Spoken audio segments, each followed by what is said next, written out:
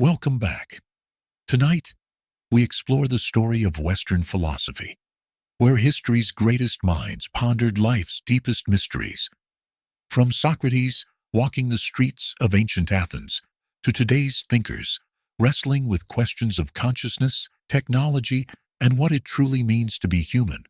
As always, relax and let yourself drift away. Let's begin. In ancient Athens, a man faced execution for his relentless questioning. Socrates, the condemned philosopher, sparked a tradition of intellectual challenge that would ripple through millennia.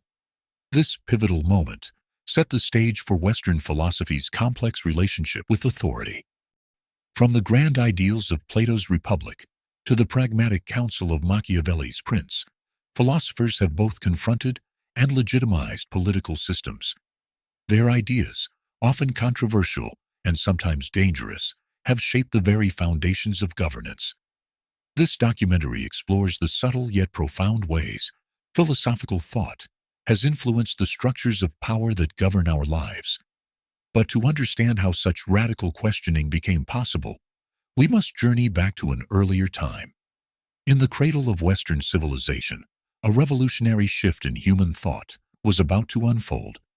The Greek world of the 6th century BCE was steeped in mythology, with gods and supernatural forces explaining everything from the changing seasons to the fates of mortals. This rich tapestry of stories provided a comforting framework for understanding the world, but it was about to face its greatest challenge. A new class of thinkers emerged in the Greek colonies of Ionia, on the western coast of modern-day Turkey. These early philosophers, known as the pre-Socratics, sought rational, naturalistic answers to the fundamental questions of existence, lighting a fuse of inquiry that would spark the birth of Western philosophy. Thales of Miletus, often considered the first philosopher, proposed that water was the primary substance of the universe, from which all other things were derived. This seemingly simple claim represented a monumental shift in thinking. Instead of attributing the world's origins to the actions of gods, Thales sought a natural, observable principle to explain reality. Building on this naturalistic approach, Anaximander introduced the concept of the apeiron, an infinite, boundless substance that was the source of all things. This abstract idea challenged the notion of personified deities, suggesting instead an impersonal, fundamental principle underlying reality. The intellectual ferment continued with Heraclitus of Ephesus, who introduced the concept of constant change as a fundamental aspect of the universe. His famous assertion that one cannot step in the same river twice encapsulated a worldview that saw reality as a ceaseless flux. This dynamic vision of the cosmos stood in stark contrast to the static, divinely ordered world of mythology. These early philosophical inquiries faced resistance from religious authorities and conservative elements of Greek society. Their ideas threatened the established order, challenging the power structures that relied on traditional mythological explanations to maintain their influence. Despite this opposition, the seeds of rational inquiry had been planted. The pre-Socratics' bold questioning of established beliefs set the stage for the golden age of Greek philosophy that was to follow. Their legacy would be carried forward by the towering figures of Socrates, Plato, and Aristotle, who would further refine and expand upon their ideas. By seeking natural explanations for phenomena previously attributed to divine intervention, the pre-Socratics laid the groundwork for scientific inquiry. Their emphasis on reason and observation as tools for understanding the world would become cornerstones of Western philosophical and scientific thought. The pre-Socratics' willingness to challenge established beliefs set a precedent for critical thinking that would resonate throughout history. They demonstrated that even the most deeply held convictions could be subjected to rational scrutiny, a principle that would prove essential to the development of philosophy, science, and democratic societies. The impact of this philosophical revolution extended beyond the realm of ideas. As Greek society grappled with these new ways of thinking, it experienced profound social and political changes. The rise of democracy in Athens, for instance, can be seen as partly influenced by the spirit of questioning and debate fostered by philosophical inquiry. The pre-Socratic thinkers paved the way for more systematic approaches to philosophy. While their ideas were often speculative, they established key concepts and questions that would be explored for centuries to come. The nature of reality, the relationship between appearance and truth, and the possibility of human knowledge became central concerns of Western philosophy, shaping the intellectual landscape for generations to follow. But it was in Athens that these philosophical seeds would truly flourish. There, a balding, snub-nosed stonecutter emerged who would push critical inquiry to its limits. Socrates turned his gaze to an equally profound mystery: human knowledge itself. His method of relentless questioning would shake the very foundations of Greek society and spark a philosophical revolution that continues to resonate today. Socrates developed a unique approach to philosophical inquiry, later termed the Socratic method. This technique involved engaging individuals in dialogue through probing questions designed to expose the limitations in their beliefs. Unlike the pre-Socratics, who focused primarily on explaining the natural world, Socrates directed his attention to ethical and epistemological concerns, seeking to understand the nature of virtue, justice, and knowledge itself. The philosopher's approach was deceptively simple, yet profoundly unsettling. He would ask his interlocutor to define a concept, then systematically dismantle their arguments, revealing hidden assumptions and logical flaws. This process often left his conversation partners in a state of aporia or puzzlement about ideas they had previously taken for granted. Socrates' claim to ignorance became a central feature of his philosophical approach. His famous assertion, "I know that I know nothing," paradoxically highlighted his wisdom and demonstrated a form of intellectual humility that stood in stark contrast to the confident assertions of his contemporaries. This stance allowed him to approach each conversation with genuine curiosity, while simultaneously exposing the pretensions of those who claim to possess unassailable knowledge. The Socratic method proved particularly threatening to the established order in Athens. By questioning commonly held beliefs about virtue, justice, and governance, Socrates challenged the foundations of Athenian society. His critiques extended to democratic institutions, raising uncomfortable questions about the wisdom of rule by the masses. In a society where tradition and custom held significant sway, Socrates' persistent questioning of accepted norms was seen as deeply subversive. Socrates' influence grew rapidly, attracting a following of young men from prominent Athenian families. These disciples, including figures like Plato and Xenophon, were drawn to his intellectual rigor and moral integrity. However, this growing influence also made Socrates a target for those who saw his teachings as a threat to social stability. His association with individuals who later became enemies of democracy further damaged his reputation among the Athenian elite. The philosopher's impact on Athenian youth was particularly concerning to conservative elements within the city. Socrates encouraged his young followers to think critically about the values and beliefs they had inherited from their parents and society. This approach often led to intergenerational conflict, as young Athenians began to question the authority of their elders and the traditions they represented. Socrates' philosophical inquiries also extended into the realm of religion, challenging traditional notions of piety and the nature of the gods. He questioned the anthropomorphic depictions of deities in Greek mythology, suggesting that true virtue could not be reconciled with the often capricious behavior attributed to the gods in popular stories. The cumulative effect of Socrates' questioning and his growing influence ultimately led to his trial and execution in 399 BCE. Charged with impiety and corrupting the youth of Athens, Socrates faced a jury of his peers in a public trial. During his defense, he refused to compromise his principles or beg for mercy. Instead, he reaffirmed the value of his philosophical mission, famously declaring, "The unexamined life is now worth the living." This steadfast commitment to his ideals, even when faced with the prospect of execution, cemented Socrates' reputation as a paragon of philosophical integrity. Though Socrates' physical presence was extinguished, his philosophical flame burned brighter than ever through his disciples, particularly his most brilliant student, Plato. Taking up his mentor's intellectual mantle, Plato would push philosophical thinking to unprecedented heights, crafting a vision of society that challenged the very foundations of Athenian democracy.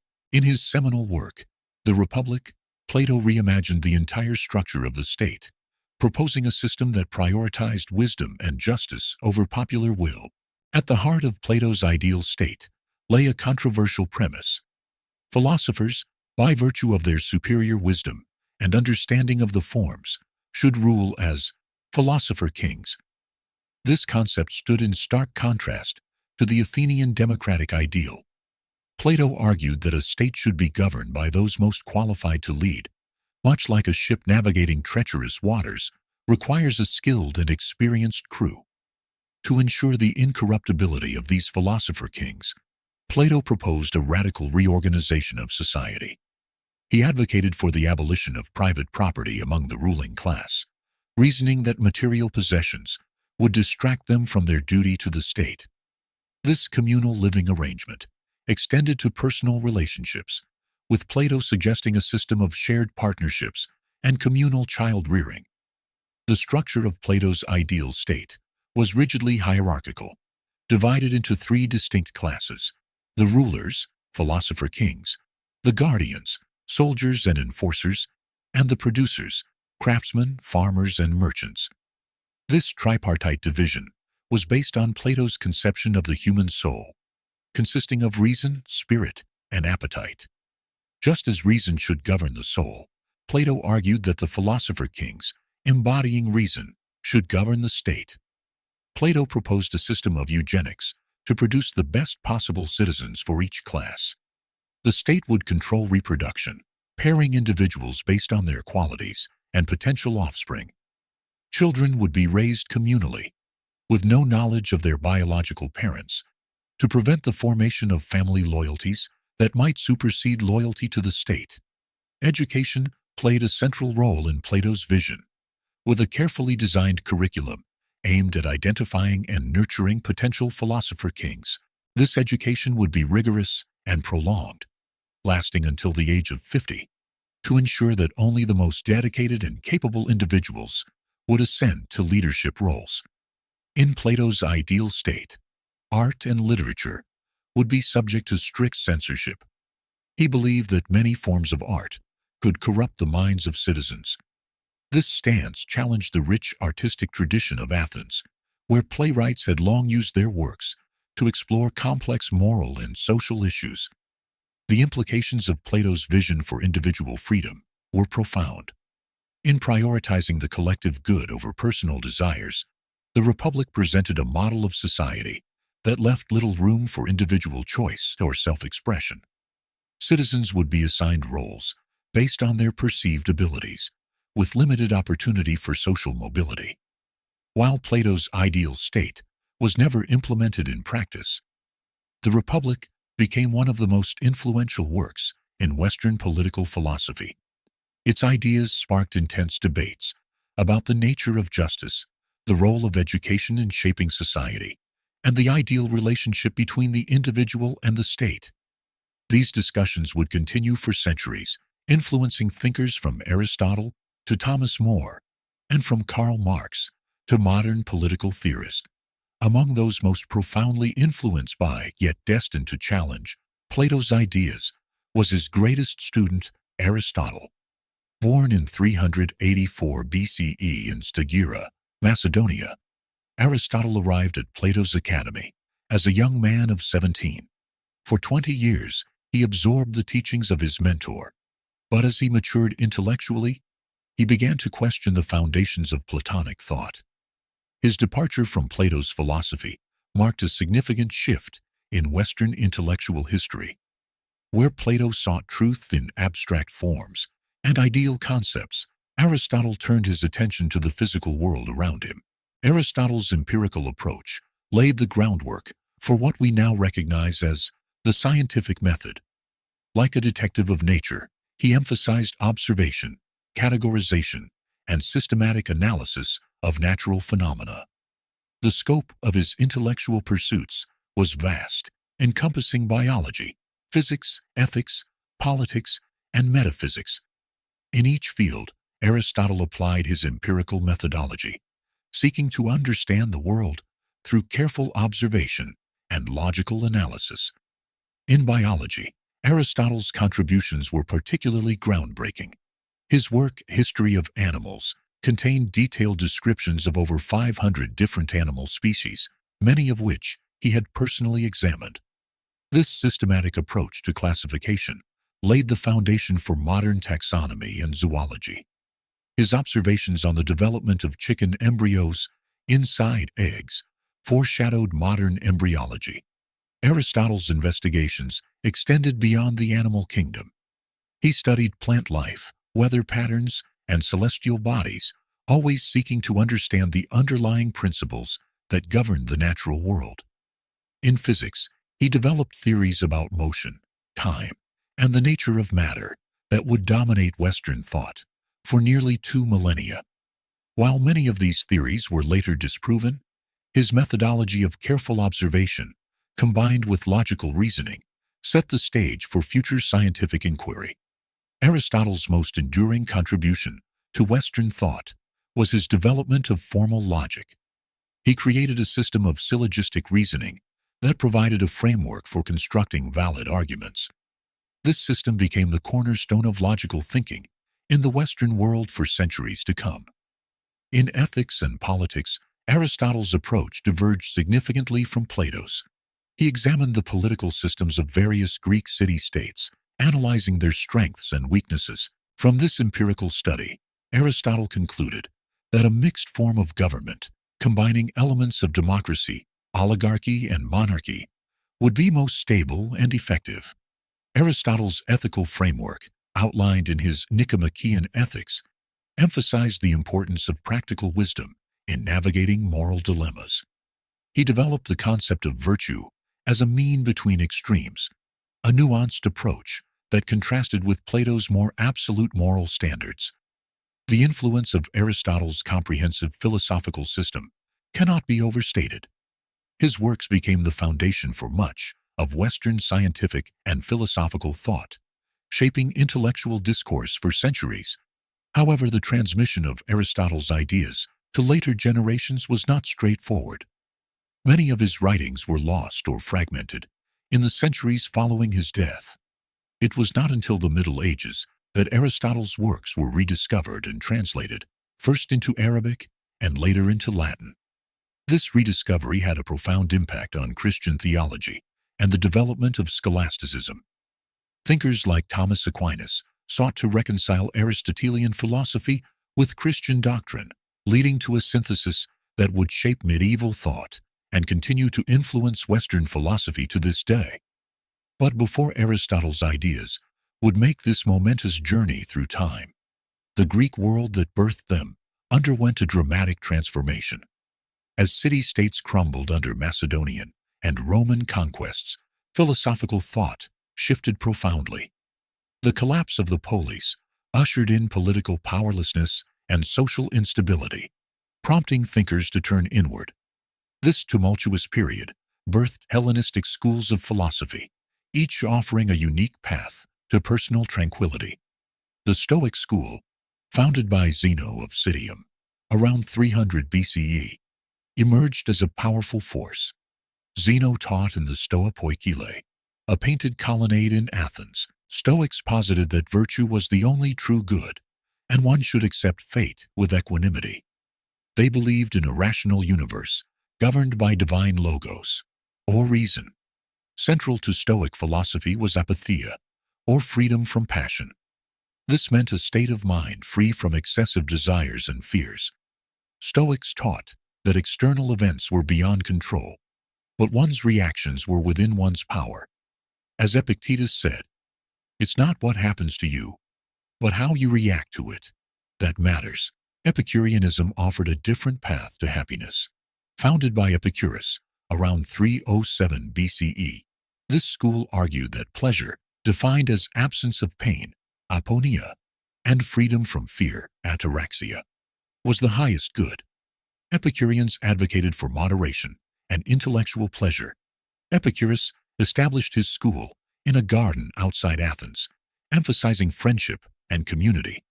Epicureanism rejected fear of death and gods, arguing these prevented true happiness. Epicurus stated, "Death does not concern us, because as long as we exist, death is not here, and when it does come, we no longer exist." The skeptics, following Pyrrho of Elis, took a different approach. Pyrrho advocated for suspension of judgment, epoche, on all matters. Skeptics challenged dogmatic assertions, maintaining that for every argument, an equally compelling counter-argument could be made. Carneades later developed the concept of probabilism. Cynicism, exemplified by Diogenes of Sinope, was perhaps the most radical school. Cynics rejected societal conventions, advocating for simplicity and self-sufficiency. Diogenes lived in a ceramic jar in Athens' marketplace, eschewing possessions and norms. He famously walked through Athens with a lit lamp in daylight, claiming to search for an honest man. These Hellenistic schools shared a focus on practical ethics and individual happiness. They offered competing visions of living well amid instability. Stoics emphasized virtue and acceptance. Epicureans sought pleasure through moderation. Skeptics advocated suspending judgment, and cynics called for rejecting societal norms. Each provided a unique response to their time's challenges, shaping philosophical thought for generations to come. So, the influence of these schools would soon extend far beyond the Greek world, as Rome's expanding empire created an unexpected bridge between cultures. As Roman power ascended, their pragmatic minds encountered these profound Greek philosophical traditions. This collision of worldviews, practical Roman governance meeting abstract Greek thought, sparked an intellectual transformation that would shape the course of Western civilization. Cicero emerged as a pivotal figure in this philosophical evolution. A statesman, orator, and thinker, he stood at the crossroads of Greek wisdom and Roman ambition. Cicero recognized the value of Greek philosophy, but adapted it to the Roman context, believing that philosophy should serve practical ends in governance and civic life. In De Republica, Cicero laid out his vision for an ideal state, drawing inspiration from Plato, but tempering it with Roman pragmatism. He advocated for a mixed constitution that balanced the interests of different social classes, combining elements of monarchy, aristocracy, and democracy. This concept bears striking resemblance to modern systems of checks and balances, where executive, legislative, and judicial branches counterbalance each other to prevent the concentration of power. Cicero's philosophy emphasized the concept of duty, or officium. He believed individuals had obligations to family, community, and state that superseded personal desires. This idea resonated with Roman values of civic virtue and service to the Republic. In De Officiis, Cicero explored the nature of moral duty and its application in public life, providing a practical guide for Roman leaders. The Roman thinker also contributed significantly to rhetoric. In works like De Orator, Cicero argued that the ideal orator should combine eloquence with wisdom, ethics, and broad knowledge. This concept of the well-rounded statesman-philosopher became a model for education and leadership in the Roman world and beyond. As Rome transitioned from republic to empire, Seneca the Younger emerged as another influential philosopher. Serving as advisor to Emperor Nero, Seneca faced moral quandaries of wielding power in a system prone to corruption. His writings on ethics offered guidance to Romans navigating this complex political landscape. Seneca's philosophy, rooted in Stoicism, emphasized inner virtue as a bulwark against fortune's vicissitudes. He argued that true freedom came from mastery over one's thoughts and desires. In Letters to Lucilius, Seneca explored themes of resilience and self-control, offering practical advice that resonates even today. One can imagine a Roman senator, torn between duty and ambition, finding solace in Seneca's words. It is not that we have a short time to live, but that we waste a lot of it. Seneca's position, at the heart of imperial power, gave his writings unique perspective. He grappled with maintaining moral integrity amid political intrigue. In De Clementia, addressed to Nero, Seneca argued for mercy and moderation in rulership, presenting a vision of enlightened monarchy. Both Cicero and Seneca contributed to a distinctly Roman synthesis of Greek philosophical ideas. They applied abstract concepts to concrete challenges of Roman life and governance. This pragmatic approach to philosophy had far-reaching consequences, influencing not only Roman thought, but also shaping the development of Western civilization.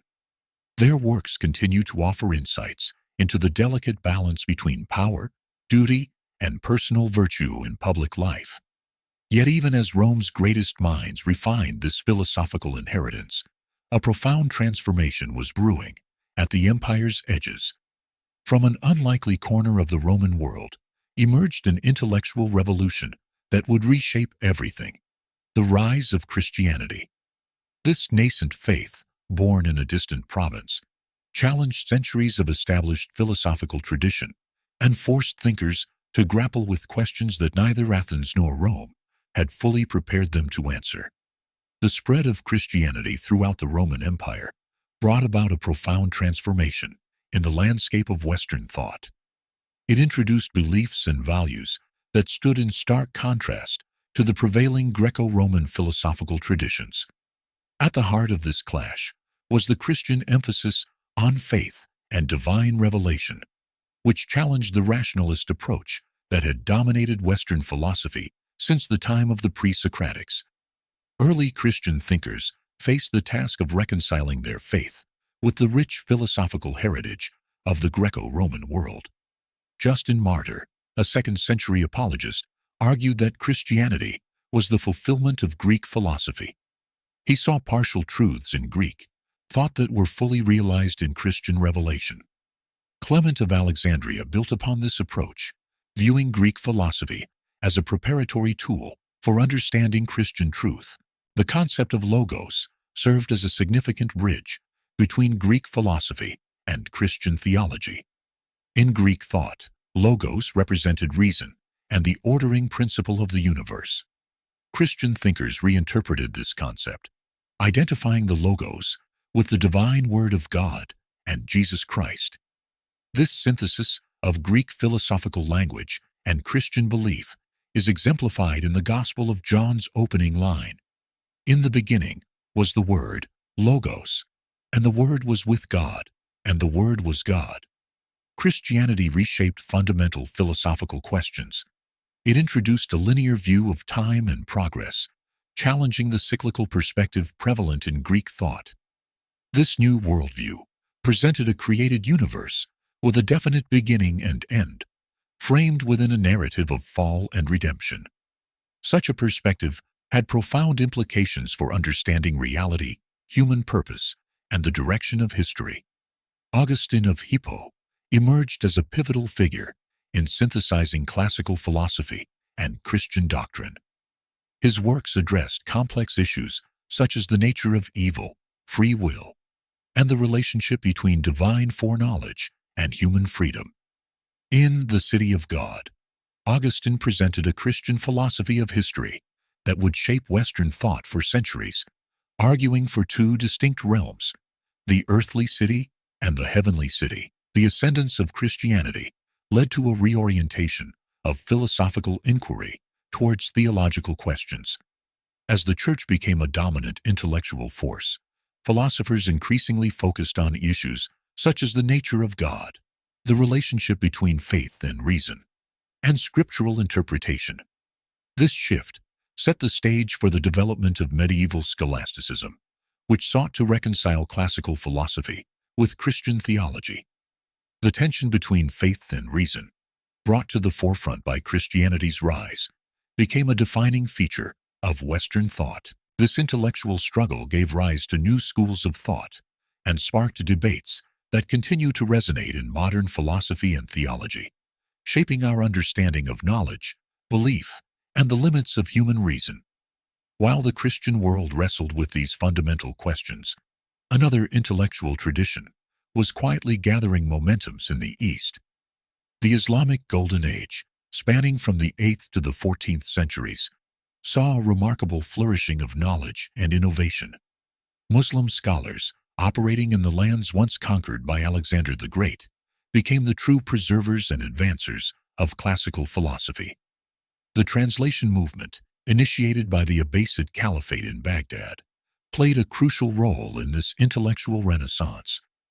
Vast numbers of Greek, Persian, and Indian texts were translated into Arabic, preserving ancient wisdom and laying the foundation for Islamic innovation. This effort served as a bridge of wisdom, connecting East and West. Al-Kindi, born in Kufa, Iraq, around 801 CE, emerged as a pioneering figure known as the philosopher of the Arabs. He engaged deeply with Greek thought, writing prolifically on subjects ranging from metaphysics to music theory. His work on optics and the nature of light influenced later European scientists, including Roger Bacon. Al-Farabi, born in Farab, Kazakhstan, around 870 CE, developed a comprehensive philosophical system harmonizing Plato and Aristotle with Islamic thought. Earning the title the second teacher after Aristotle, he explored the concept of the virtuous city, inspired by Plato's Republic, in an Islamic context. Ibn Sina, known in the West as Avicenna, was born in 980 CE near Bukhara, in present-day Uzbekistan. This polymath's work spanned philosophy, medicine, astronomy, and mathematics. His Book of Healing synthesized Aristotelian and Neoplatonic ideas with Islamic theology, while his Canon of Medicine remained a standard medical text in Europe for centuries. The harmonization of Greek philosophy with Islamic doctrine faced challenges. Al-Ghazali, born in Tus, Persia, in 1058 CE, critiqued the rationalist approach in his work, The Incoherence of the Philosophers. He emphasized the limits of human reason in understanding divine truth and advocated for a more mystical approach to knowledge. Ibn Rushd, known as Averroes, defended the compatibility of Aristotelian philosophy with Islamic doctrine. Born in Córdoba, Spain, in 1126 CE, he wrote extensive commentaries on Aristotle's works.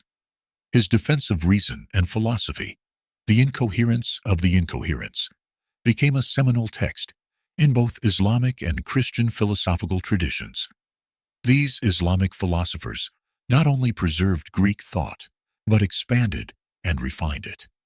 They grappled with fundamental questions about existence, reason, and the ideal society, leading to advancements in logic, metaphysics, and ethics that would later influence European scholasticism. The transmission of this knowledge to Europe began during the 12th century. Toledo, Spain, became a major center for translating Arabic texts into Latin, attracting scholars from across Europe to access the wealth of knowledge preserved and advanced by Islamic thinkers. The impact of Islamic philosophy on Western thought was profound. Thomas Aquinas drew heavily on Ibn Rushd's works to reconcile Aristotelian philosophy with Christian doctrine. The rediscovery of classical texts and their Islamic commentaries sparked renewed interest in Greek philosophy, contributing to the intellectual ferment that would lead to the Renaissance and shaping the course of Western intellectual history for centuries to come. These philosophical treasures, preserved and enriched by Islamic scholars, found fertile ground in the evolving intellectual landscape of medieval Europe. Within Christendom, the reintroduction of Aristotle's complete works sparked a philosophical revolution. This era, known as medieval scholasticism, saw Christian thinkers grappling with the challenge of reconciling faith and reason in ways that would profoundly influence Western philosophy for centuries to come. The scholastic movement began in earnest during the 11th century, as European scholars sought to apply logical reasoning to theological questions. Anselm of Canterbury, often considered the father of scholasticism, exemplified this approach with his ontological argument for God's existence. Anselm's formulation posited that God is that than which nothing greater can be conceived, arguing that God must necessarily exist in reality, not just in the mind. This bold attempt to prove God's existence through pure reason marked a significant departure from earlier Christian thought, which had largely relied on faith and revelation. Anselm's work set the stage for a new era of philosophical inquiry within the Christian tradition, one that sought to use the tools of logic and dialectic to elucidate and defend religious doctrines. The scholastic movement reached its zenith with Thomas Aquinas in the 13th century. Aquinas undertook the monumental task of synthesizing Aristotelian philosophy with Christian theology in his magnum opus, the Summa Theologica. This comprehensive work addressed a vast array of philosophical and theological questions, from the nature of God to the intricacies of human morality. Aquinas's efforts to harmonize faith and reason represented the culmination of centuries of scholastic thought. One of the central debates that occupied scholastic thinkers was the problem of universals. This philosophical conundrum concerned the nature of abstract concepts and their relationship to particular objects. Realists argued that universals existed as real entities, independent of individual things, while nominalists contended that universals were merely names or mental constructs with no independent existence.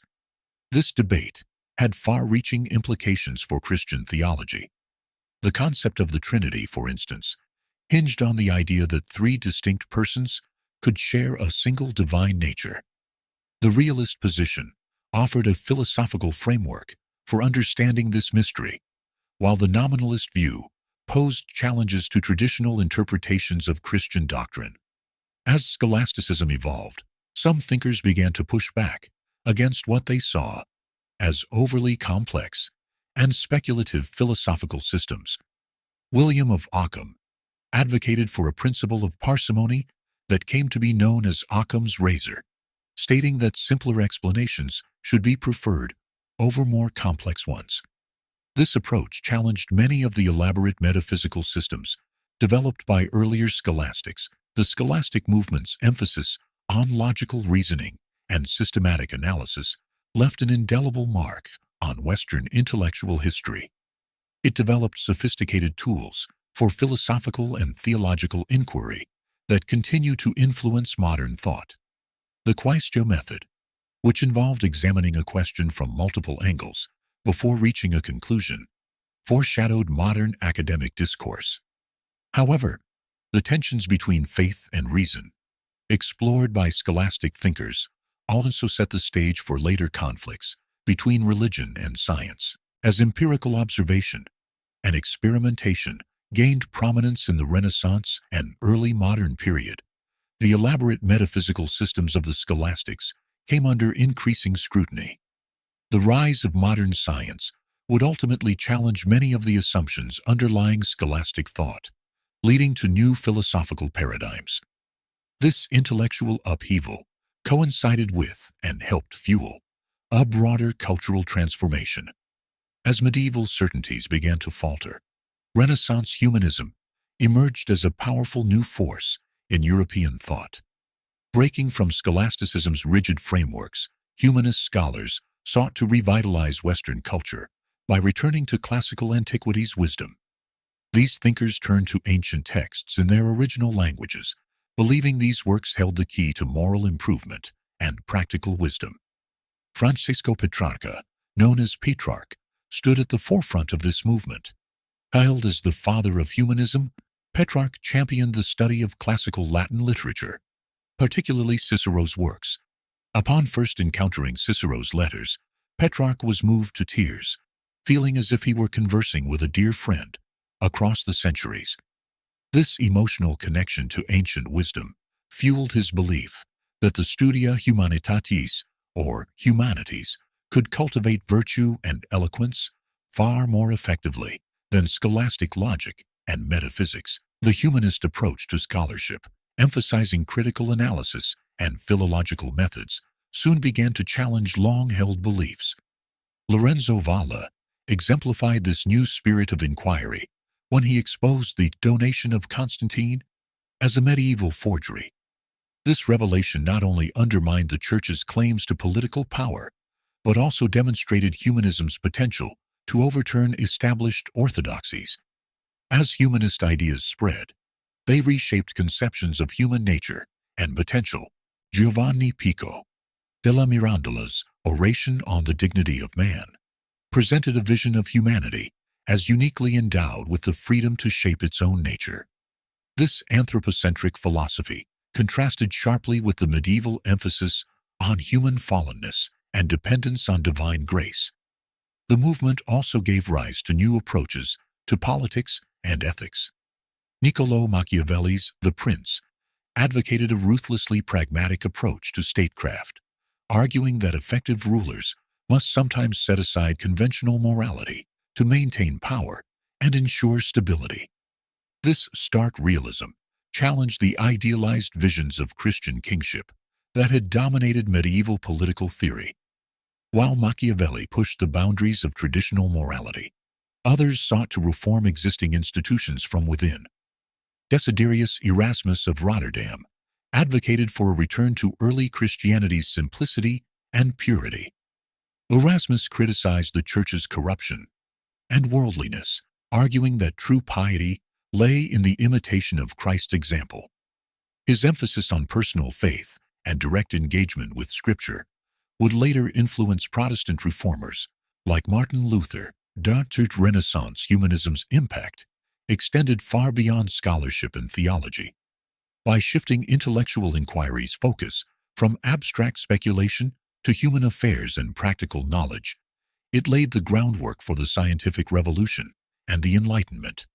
The humanists' emphasis on empirical observation and critical analysis prefigured the scientific method, while their celebration of human potential and individual dignity paved the way for Enlightenment concepts of natural rights and human equality. The humanist movement's legacy continues to shape modern thought. The emphasis on critical thinking and evidence-based reasoning remains a cornerstone of contemporary education and scientific inquiry. Humanist approaches to textual analysis and interpretation have evolved into modern disciplines like literary criticism and historiography. Moreover, the humanist belief in the value of individual expression and creativity continues to influence art, literature, and philosophy, demonstrating the enduring impact of this Renaissance intellectual revolution. This humanist emphasis on reason and empirical observation would soon catalyze an even more dramatic transformation of human knowledge. As the 16th century dawned, a new spirit of systematic inquiry began to challenge long-held beliefs and traditional authorities. This intellectual upheaval, known as the scientific revolution, would fundamentally transform philosophy, science, and society at large.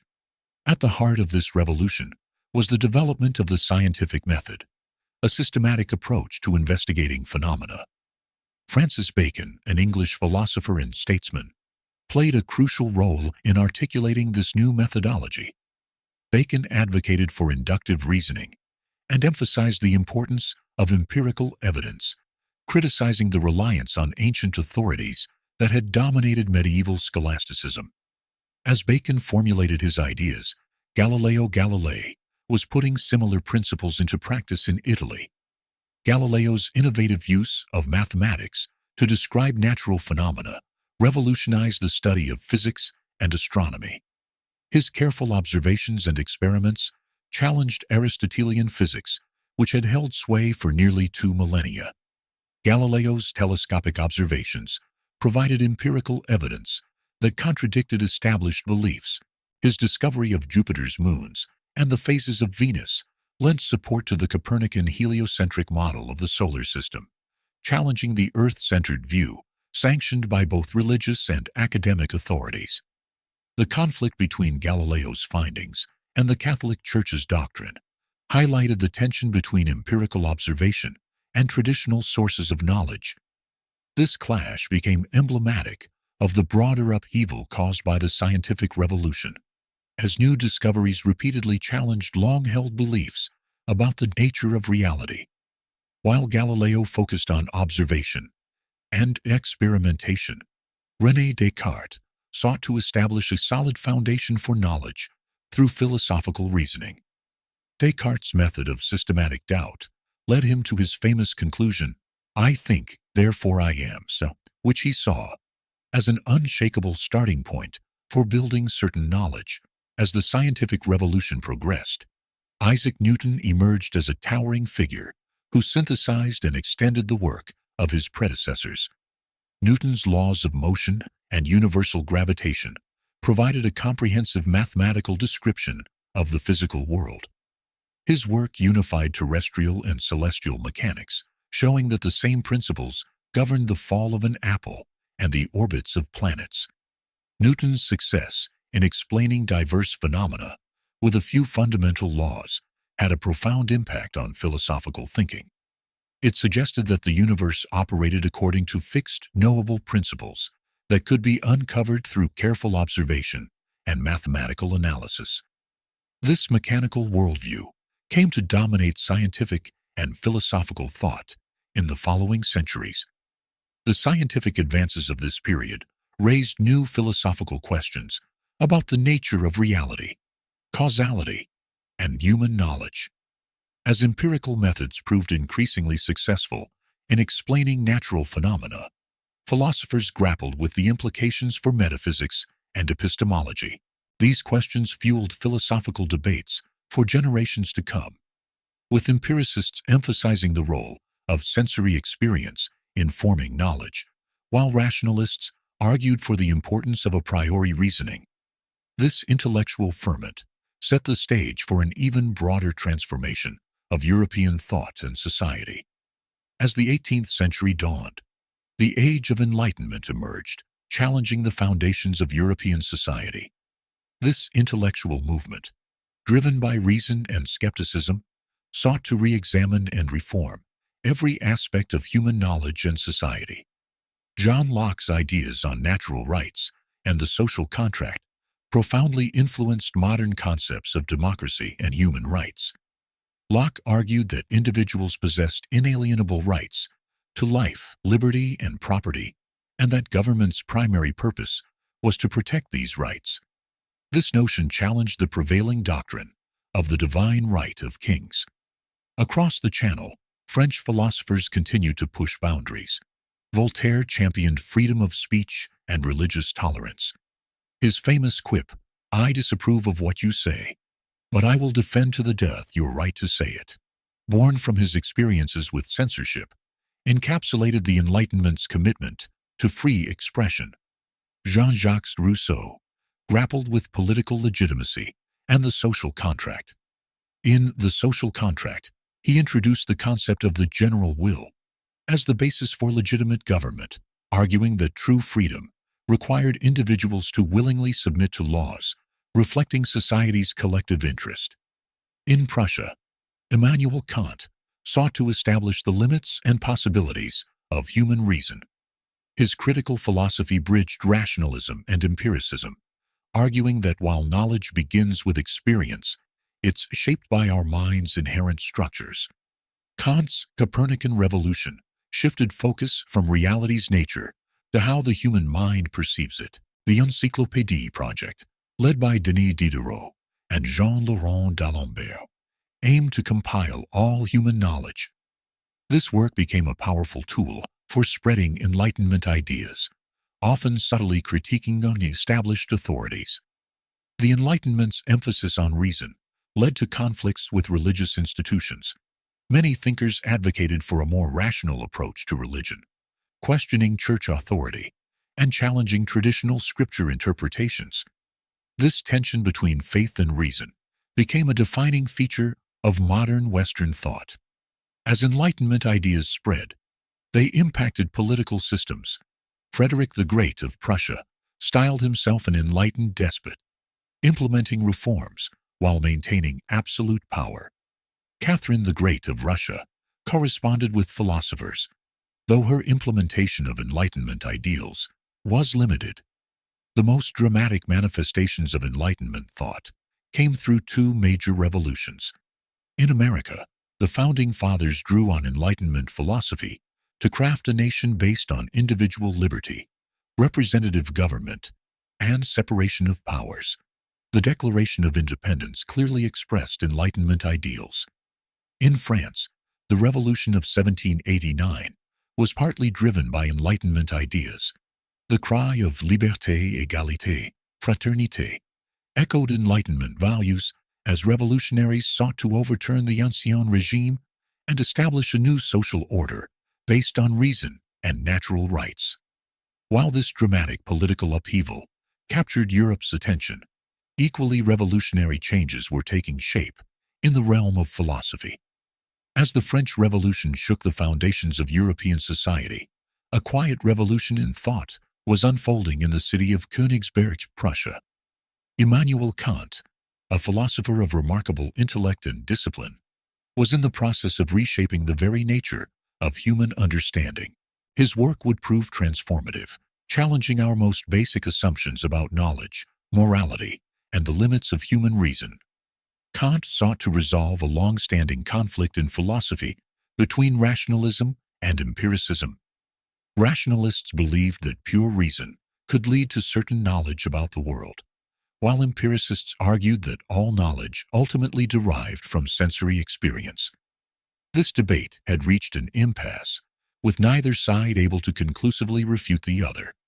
In response, Kant proposed what he called a Copernican revolution in thinking. Like turning a mirror on reality itself, Kant argued that we needed to fundamentally rethink our approach to knowledge. Instead of assuming that our minds conform to objects in the world, he proposed that objects must conform to our minds. This shift in perspective formed the core of Kant's critique of pure reason. Kant argued that human beings can never directly know things as they are in themselves. Instead, we can only know things as they appear to us, through our senses and mental faculties. Our minds actively structure our experience of the world, imposing certain categories and forms of intuition onto the raw data of sensation. This insight meant that certain aspects of reality would always remain beyond our grasp, while also allowing for the possibility of objective knowledge within the realm of experience. Kant's approach extended to ethics as well. In his Groundwork of the Metaphysics of Morals, he introduced the categorical imperative. Act only according to that maxim, by which you can at the same time will that it should become a universal law. This principle represented a departure from previous ethical theories, grounding morality in pure reason, rather than divine command or utilitarian calculations. The categorical imperative emphasized the inherent dignity and autonomy of rational beings, arguing that people should always be treated as ends in themselves, never merely as means to an end. This idea would go on to influence modern conceptions of human rights and personal freedom. Kant's critical philosophy challenged both dogmatic metaphysics and radical skepticism. He argued against the possibility of knowing ultimate reality or proving the existence of God through pure reason, while also rejecting the skeptical conclusion that no certain knowledge was possible. Instead, Kant carved out a middle ground, arguing for the possibility of objective knowledge within the limits of human experience and reason. The Kantian revolution raised profound questions about the nature of reality and the human mind. If we can never know things as they truly are, what are the implications for fields like metaphysics and theology? How should we understand the relationship between the world as it appears to us and the world as it might exist independently of our perception? These questions would occupy philosophers for generations to come, cementing Kant's place as one of the most influential thinkers in the history of Western philosophy. His emphasis on the limits of human knowledge and understanding would inspire others to push these boundaries even further. As the intellectual landscape of Europe continued to evolve in the wake of Kant's critical philosophy, two thinkers emerged who would propose an even more radical vision of reality. Georg Wilhelm Friedrich Hegel and Karl Marx developed theories that suggested conflict and contradiction were not obstacles to understanding, but the very engines of progress. Their ideas would reshape our view of history and human nature, challenging static conceptions of society and sparking revolutions both intellectual and political. Hegel, born in Stuttgart in 1770, developed a comprehensive philosophical system based on the concept of dialectical progression. He saw history as a dynamic process driven by the unfolding of Geist, often translated as spirit or mind. This Geist, for Hegel, was the collective consciousness of humanity, constantly evolving towards greater self-awareness and freedom. Central to Hegel's philosophy was his dialectical method, which proposed that historical and intellectual progress occurs through a process of thesis, antithesis, and synthesis. This process can be likened to a complex chess game, where each move, thesis, prompts a counter-move, antithesis, leading to a new board configuration, synthesis, that sets the stage for the next round of play. Hegel applied this dialectical approach to various domains of human experience, from logic and metaphysics to history and politics. In his Phenomenology of Spirit, he traced the development of human consciousness from basic sense perception to absolute knowledge. He argued that world history was a rational process moving towards the realization of human freedom, with each stage representing a particular manifestation of spirit. While Hegel's philosophy was highly abstract, its influence on subsequent thinkers was immense. Karl Marx, born in Trier in 1818, engaged deeply with Hegelian ideas, transforming the dialectical method into a powerful critique of capitalist society and a vision for revolutionary change. Marx agreed with Hegel that history progressed through dialectical stages, but rejected his idealism. Instead of seeing ideas or spirit as the primary driver of historical change, Marx argued that material conditions, particularly economic relations, were the foundation upon which all other aspects of society were built. This perspective, known as historical materialism, proposed that the way societies organize their economic production shapes their political institutions, legal systems, and dominant ideologies. In Marx's view, each stage of history was characterized by a particular mode of production, with its own class structure and social relations. The transition from one stage to another occurred through class struggle, as oppressed classes sought to overthrow the existing order. Capitalism, Marx argued, was merely the latest stage in this historical process, one that would inevitably give way to socialism and eventually to a classless communist society. Marx's critique of capitalism was both economic and philosophical. He argued that the capitalist system, while enormously productive, was inherently exploitative and alienating. Workers, separated from the products of their labor and treated as mere commodities, experienced a profound sense of estrangement from their own human nature.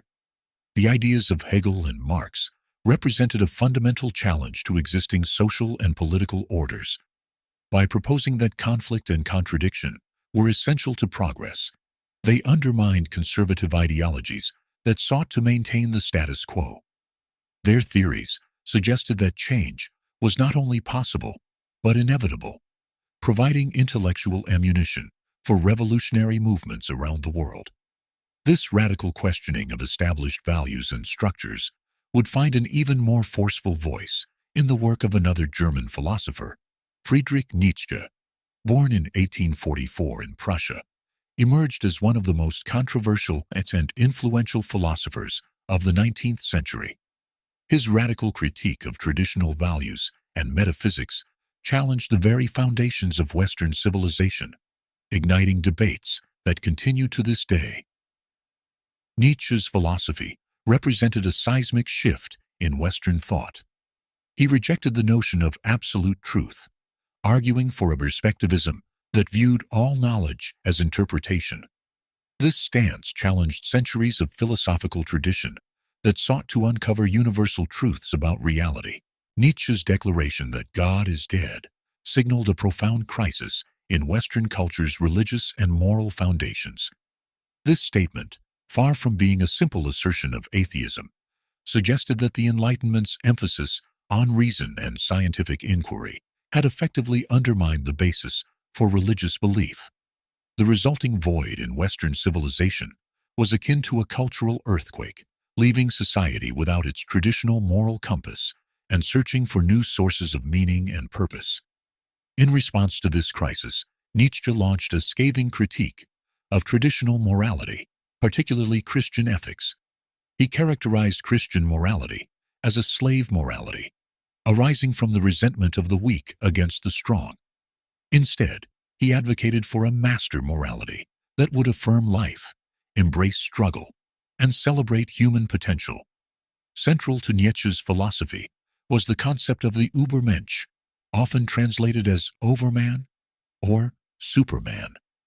This figure represented Nietzsche's ideal of human self-overcoming and creativity, capable of creating new values in the absence of God and traditional morality. The Übermensch would embrace life in all its complexity and suffering, affirming existence without recourse to otherworldly consolations. Nietzsche's idea of the will to power further challenged both religious and rationalist views of human motivation. He posited that the fundamental drive in human nature was towards the expansion of power, manifesting itself in all aspects of life, from the biological to the cultural and spiritual. The philosopher's work also introduced the concept of eternal recurrence, a thought experiment that asked individuals to consider whether they would be willing to live their lives over and over again for eternity. This idea served as both a metaphysical proposition and an ethical challenge. Nietzsche's writing style was as revolutionary as his ideas, employing aphorisms, parables, and poetic language to convey his thoughts. This style reflected his belief in the importance of individual interpretation and the impossibility of capturing truth in a single definitive system. The impact of Nietzsche's philosophy on 20th century thought was profound, influencing a wide range of intellectual movements, from existentialism to postmodernism. Thinkers like Jean-Paul Sartre, Albert Camus, and Martin Heidegger grappled with Nietzsche's legacy in their own work. His critique of traditional values and emphasis on individual creativity resonated with many artists and writers, shaping the cultural landscape of the modern era. The complexity and often contradictory nature of his writings have led to ongoing debates about their true meaning and implications, ensuring that his ideas continue to challenge and provoke thinkers to this day.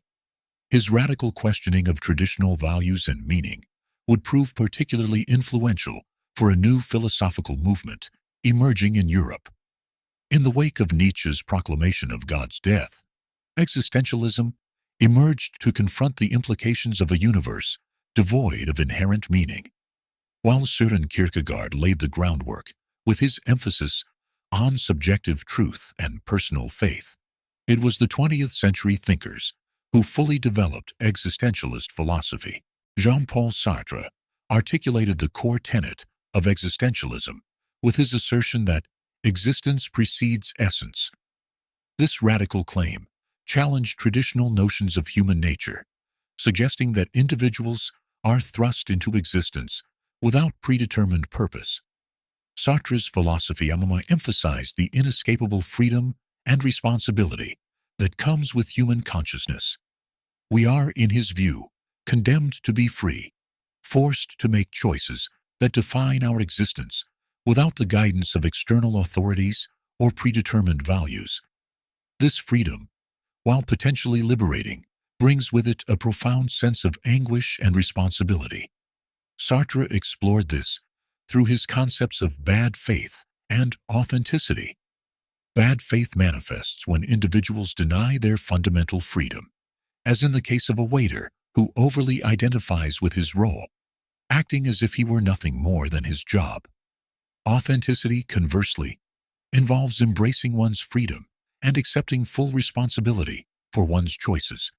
Albert Camus, while often associated with existentialism, developed his own philosophical approach centered on the concept of the absurd.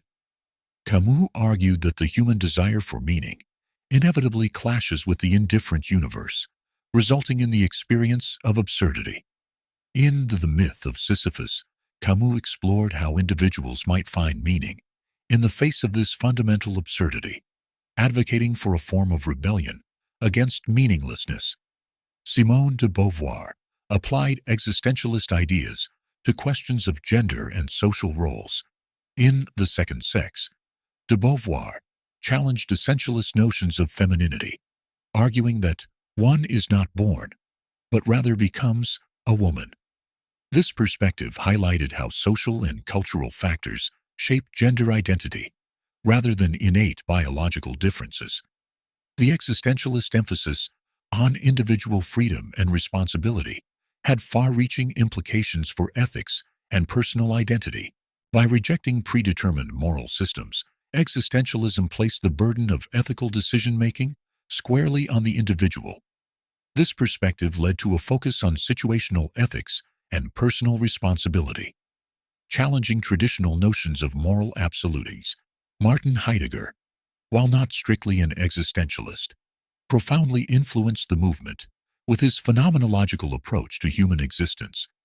His concept of being in the world, Dasein, offered a new way of understanding human existence as fundamentally engaged with and shaped by its environment and relationships. However, existentialism was not without its critics. Some argued that its emphasis on individual freedom ignored the very real social and economic constraints that limit human choices. Others saw in existentialism a potentially dangerous form of moral relativism that could lead to nihilism or a lack of social responsibility. Despite these criticisms, existentialism's influence on 20th century thought and culture was profound. Its themes of alienation, authenticity, and the search for meaning in an absurd world resonated deeply with a generation that had lived through 2 world wars and faced the threat of nuclear annihilation. Existentialist ideas permeated literature, art, and popular culture, influencing writers such as Samuel Beckett and Franz Kafka, and finding expression in movements like abstract expressionism and the French New Wave in cinema. This questioning of meaning and truth would soon give way to an even more radical philosophical movement. As existentialism grappled with meaning in an absurd world, postmodernism emerged in the mid-20th century to challenge the very notion of truth itself. This intellectual revolution sought to dismantle the grand narratives and totalizing theories that had long claimed to explain reality. Postmodern thinkers viewed language and knowledge as a complex puzzle with missing pieces, forever incomplete and open to interpretation. Jacques Derrida's method of deconstruction aimed to reveal the instability of meaning in language and texts. He argued that words and concepts do not have fixed essential meanings, but are defined by their relationships to other words and concepts. This approach undermined the idea of absolute truth and highlighted the inherent contradictions in philosophical and literary texts. Building on Derrida's work, Jean-François Lyotard critiqued meta-narrative in his influential The Postmodern Condition. He argued against overarching explanatory frameworks such as Marxism or religious doctrines, proposing instead a multiplicity of localized language games. This perspective challenged the authority of any single, universal account of truth or progress. Michel Foucault further expanded postmodern thought by exploring the intricate relationship between knowledge and power. He revealed how discourses shape social reality and determine what is considered true or false, normal or deviant. Foucault's work exposed how institutions exert power through the production and control of knowledge, challenging the notion of objective truth. The postmodern critique extended to conceptions of identity and gender. Judith Butler's theory of gender performativity revolutionized feminist philosophy and queer theory. Butler argued that gender is not an innate essence, but a series of repeated acts that create the illusion of a stable identity. This perspective challenged essentialist notions of masculinity and femininity, opening up new ways of understanding gender's fluidity and social construction. Jean Baudrillard's concept of hyperreality suggested that simulations have replaced authentic experiences in contemporary society. He argued that the proliferation of media and technology has created a world where representations of reality are more real to us than reality itself.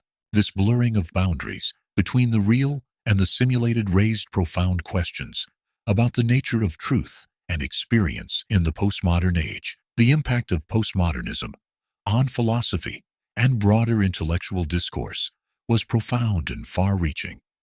By emphasizing plurality, difference, and the constructed nature of knowledge, postmodern thinkers radically reshaped how we understand truth, identity, and the role of philosophy itself.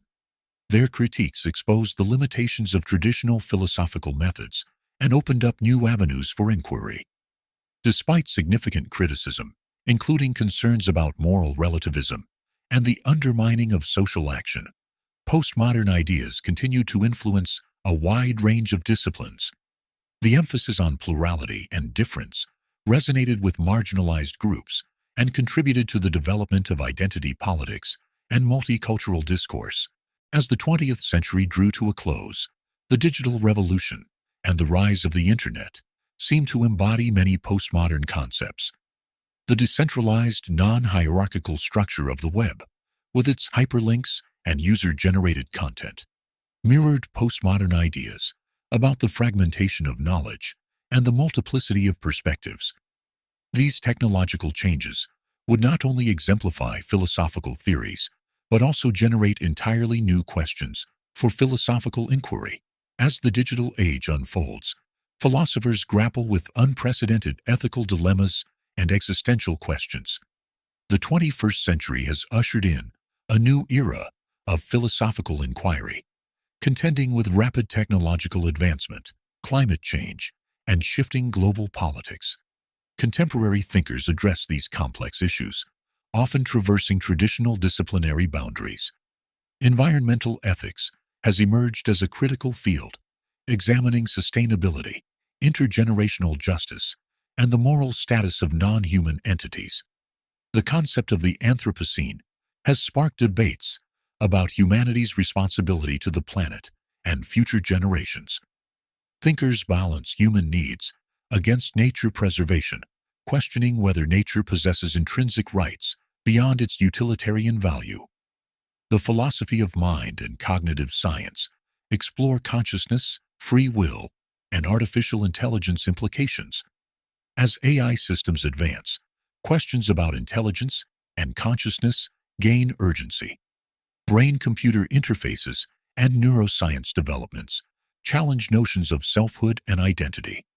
Bioethics takes center stage as genetic engineering, neurotechnology, and life extension push human boundaries.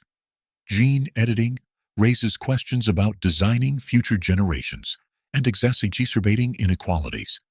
Philosophers consider the implications of extended lifespans on our understanding of the human life cycle and mortality's meaning. Global justice theories examine inequality, migration, and wealthy nations' obligations to poorer ones. Cosmopolitanism has been revitalized by global challenges like climate change and pandemics. Thinkers explore how sovereignty and citizenship might evolve in an interconnected world. Digital ethics examines privacy, surveillance, and social media's impact on relationships and democratic institutions. Philosophers question data governance and individual privacy in the digital age. Misinformation and social media echo chambers raise concerns about democratic discourse and truth. Contemporary philosophy engages with scientific, technological, and social developments, demonstrating critical thinking's relevance in addressing global challenges.